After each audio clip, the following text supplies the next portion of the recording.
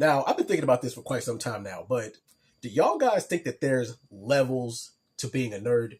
Now, throughout my childhood and even my adult life, I consider myself to be a nerd because I've had some nerdy hobbies and interests. But as we know, in like the last 20 years or so, being a nerd or nerd culture has become a lot more acceptable. Pop culture and nerd culture have kind of blended to be one and the same now. Because there's certain things, and y'all know exactly what I'm talking about by this, that used to be frowned upon, but now is considered to be acceptable, especially in mainstream media.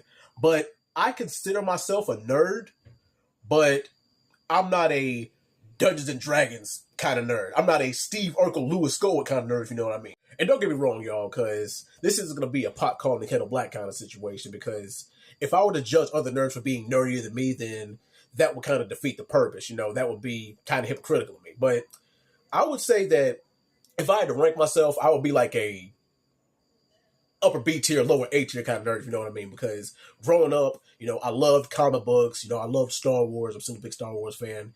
I liked Pokemon and Yu-Gi-Oh! And Beyblade. And I'm a huge anime nerd. And also, let's see, what's another thing? I love certain genres of video games because, if you grew up in the hood or whatever, you either had to play Call of Duty or Madden.